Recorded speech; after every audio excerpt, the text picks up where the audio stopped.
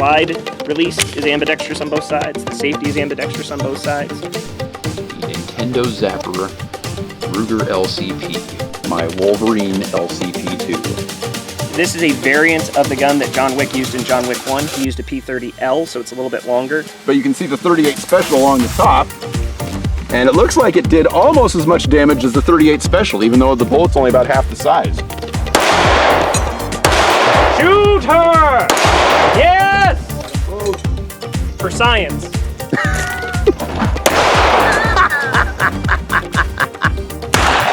Oh!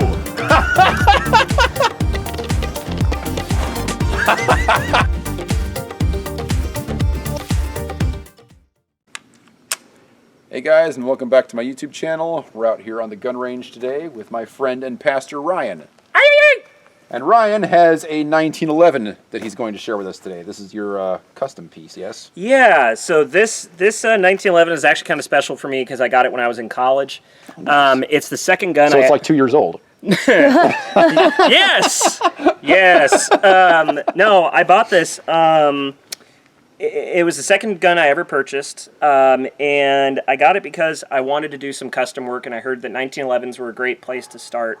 And I, would hold it in the gun shop, and I like the trigger pull and all that. So what this started its life as was a Springfield Armory mil spec, which is basically, it's trying to be as close to the original GI model of the Colt 45 that was carried by our granddaddies and great-granddaddies in World War I, World War II, Vietnam, Korea.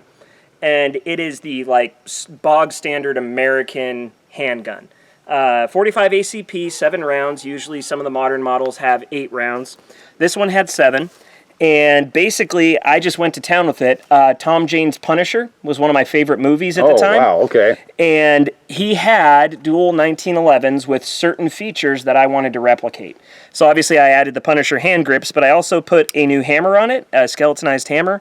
I added beaver tail safety. It used to have that blocky safety that would catch you in the hand and bite you when you shoot. I put a new trigger in it so that it has a very nice, light, crisp trigger pull.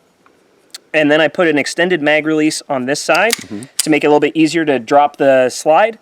This is a compensator the cool thing about 1911s is that the barrel's held in with a bushing. So this is a bushing compensator that I had fitted to this gun. And the sights are still standard. So other than that, pretty much everything else in this gun is standard. It is kind of polished just because I've shot it so much. It does have a slightly better than what would have been in the mil-spec 45 back in the day for the barrel. It's supposed to be more like a competition barrel. But and then I put a flared mag well for easier magazine reloads. Okay. So anyway, yeah, I've been shooting this one since I was about 20 years old. So this gun has been with me for 2 years. Definitely not 14 years. But the thing that's a claim to fame to this is just that trigger pull is just so nice and light. It's just really, really nice. So anyway. Yeah, I worked with a guy actually pretty recently where he was doing armed security, and he was packing a 1911 that actually looked quite a bit like that. His carried like 8+1 or something like that. And I was carrying this itty-bitty little gun. Was it 9mm?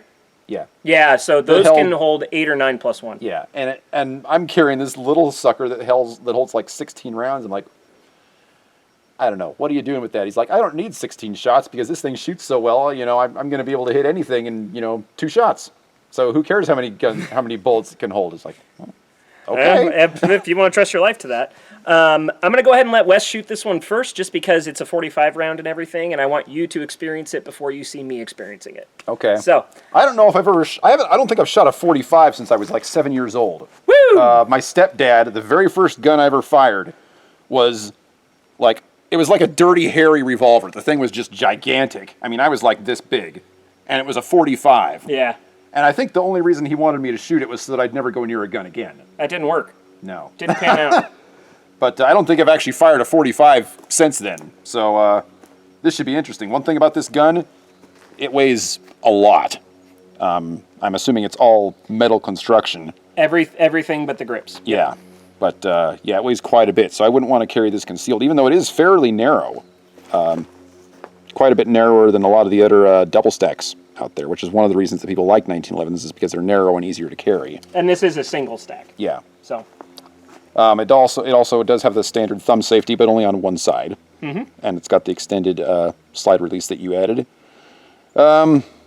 Yeah, so we'll see how I shoot with it. It's got very standard 3-dot sights. And that is one of the features the mil spec had that the GI model did not, because the guns that they carried in the war would have been more like the Tokarev. They just had a flat blade and a flat blade. There were no dots. There was none of that. That's a modern invention. The revolver sights, yeah. Okay. Well, we'll see how I can shoot with it. About Don't 10 forget your yards. racket. About 10 yards out.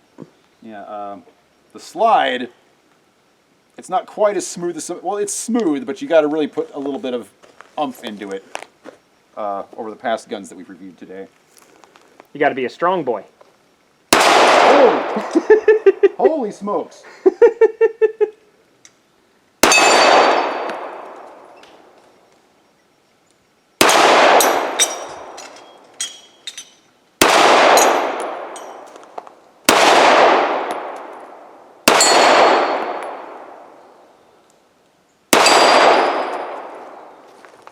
You're out. Oh, nuts.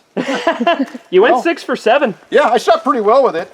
That trigger is nice. Yeah. That's what, maybe a 3-pound trigger? Not even. Yeah. I think it's like a pound and a you half. like breathe on it 2 and the gun pounds. goes off. In Yeah. fact, one of the shots I took, I think the one that I missed, it actually went off before I was expecting it to, because you just have to apply hardly any pressure at all to that trigger before it goes. I think I flinched once with the first shot, so the camera might have shook a little bit. Yeah.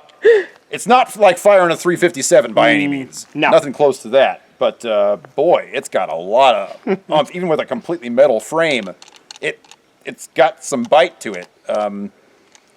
For a regular 9mm, I would say this thing probably has about twice the recoil that a 9mm does. And that's with a compensator. And I mean, you could see it even when I was hitting the targets over there. It was like shaking the whole structure over there with how hard it was hitting it. So, yeah, it's a beastie. Yeah. I really like shooting it. If you had this in 9mm, I'd like it a lot more. They do make it, but I got it in 45. But the trigger, oh man, this is the second 1911 style gun that we've shot today, and I'm beginning to understand why everybody rants and raves about how awesome the triggers are in 1911s. Because the last one we fired was pretty sweet. I think this one is actually probably even sweeter. I would agree. So, yeah, pretty cool gun. Thank you for sharing, sir. Absolutely. And thank you for watching. Have a nice day. Ay, ay, ay, bang, bang.